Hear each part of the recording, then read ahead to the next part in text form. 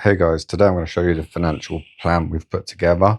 I'm going to show you why we've chosen it, uh, and also why I think it's the foundation that will allow me to chase bigger goals at the same time. So let's get it. I just want to start off by talking about why I started by paying off my mortgage. The idea of being mortgage free for me was more a security. It was not mathematically the best thing to do in any circumstances. Like if I'd invested that money, it would have made me more money in interest than it would have done. Then it would have saved me from the interest I was paying on the mortgage. But yeah, like I say, it's just more for me. It was the security and the freedom of not having that extra outgoing. That's why I chose to do it that way. Obviously, yeah, now I'm approaching 40, so I want to really focus on the long term goals. Now I'm in this position. Kids are getting a bit older, still young though. The later you start thinking about this stuff, the harder it is. So yeah, that's kind of why we're concentrating on it now. My solid long term plan is basically exactly that. We've got set amount of money we want to put away, that we feel comfortable with, still leaving us enough to invest in other ideas and opportunities that might be able to get us there quicker. So basically, because I want to retire or we want to retire when we're 60, I've got just over 20 years at this point. Um, I want to invest in something that gives me potential to get enough interest out of it without being too risky. So basically, our plan is to do this through index funds like the global index funds. I did think about the S&P 500, but I think at the moment I'm probably going to steer towards global index funds. I will diversify it a bit, but essentially that's kind of the way that I want to go ahead with our relatively safe bet future fund. That side of it is less of a risk than other things that we've talked about, like penny stocks and so on. So that's kind of our long term goal. The idea is we're going to start this year. I'm hoping to stick some money in it to start with. Basically, we already have some investments. Namely, my wife has the NHS job, so she's obviously going to get an NHS pension, which is decent anyway. So it's really just building on that. The way we've decided to do it is that I'd be working on building and maxing out mine and my wife Lisa's Lisa. So basically, what that is it's a lifetime ISA. You can pay up to £4 a year on it, and the government will match it £1,000. So if you put that £4 in, government puts £1,000, that's £5 off the bat.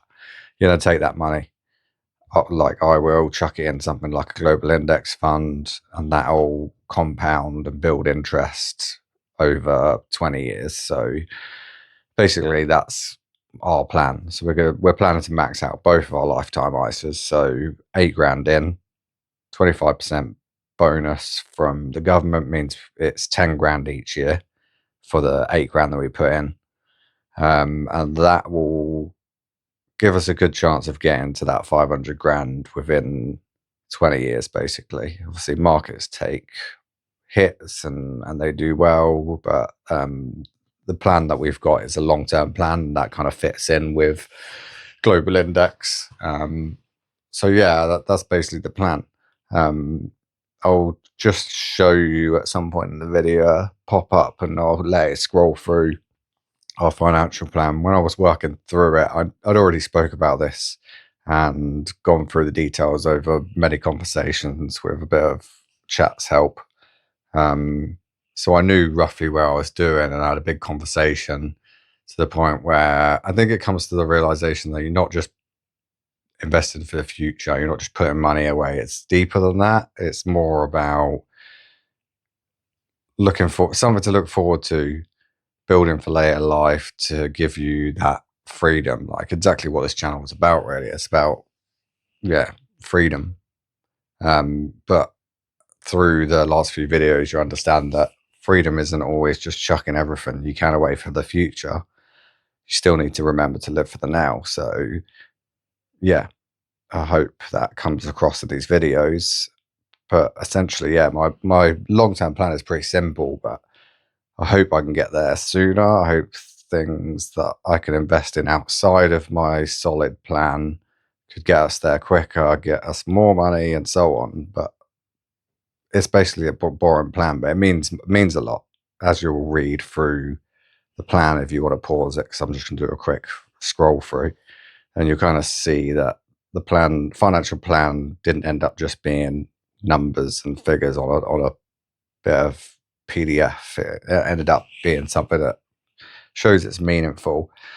And I think that ended up being the case because I'd had this plan. I've always been the financial planner in my wife and I's relationship. So I was basically building this plan, which I was confident that would work for us.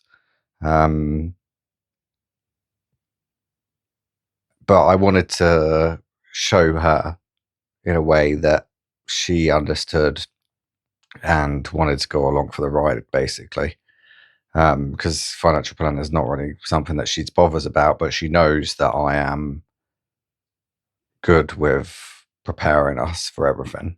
Like, she's always been the one that lives for the moment, and I need that because I haven't always been able to do that in my life. I've somewhat focused on debts a little more than I should do, but at the same time, that did get us to where we are today. Now I think my balance is in between mine and her ideology, and she just keeps me more balanced out even more. Also, I've just realised that I didn't put in the part about the lifetime ISA you can open up before you're 40. You can pay into it until you're 50. You can take out from it without any penalty if you want to buy a house, or you can take out at the age of 60 when you want to use it for retirement.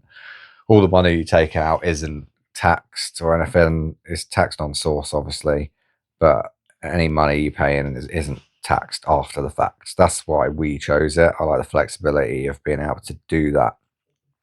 The idea at 50 is that we'll then replace the lifetime ISA with normal ISA. So even greater flexibility, we'll be able to take out that money whenever, essentially. It won't be taxed after, obviously, it being taxed at source. And the reason why we've chosen this, like I said before, is Lisa's already got a NHS pension. She can't pay an extra into that NHS pension, so there's no way of saving on the tax, essentially. For me, I could have a pension, and yes, you do get savings based on that, but because I can pay into a lifetime ISA, I already get a 25% boost, which is close enough to the savings that I would make if I paid into my pension straight from my pay, saving tax and national insurance. Like, for me, it's close enough. Plus, the extra benefit is I have a lot more freedom of what I can do with that money when I want to do it. Although, obviously, I have to wait till I'm 60. I just wanted to add that in anyway, just so people are aware of how all that works. So yeah, that's literally it. That's the long and boring, somewhat plan. Just continuous investing makes such a difference. It's the compounding that means everything. For instance, I was watching some videos recently or a while back, and it was saying, "Oh, if you put 20 grand away when you're 20, if you spend 3-4 years just chucking some money away when you're at home, when you got money to afford that, say you did that in a lifetime ISA and you decided to leave it in there, like, the difference that a compounding interest makes over 40 years is insane.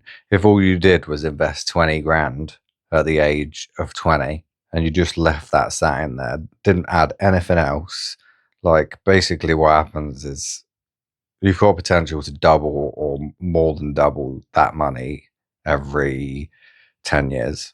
So 20 turns to 40 and 10, 40 turns to 80 and 20, 80 turns to 160 and 30, 160 turns to 320 in 40. So if everybody started when they could most afford to put that amount of money away, it would mean that people wouldn't be worrying so much about it later in life, trying to build compounding interest when they've got such a short period of time. So I think I like to teach that to my kids. Whether they listen, it's totally up to them. I think it's easier said than done. But if you can be disciplined enough to create a mindset where you commit to that, the realization that it's a small amount of time, a frame in your life where you've got the most amount of expendable money. If you chuck that away, it will save you so much more hard work that you'd have to put in if you didn't. So, like I said before about paying off the mortgage, so I just want to bounce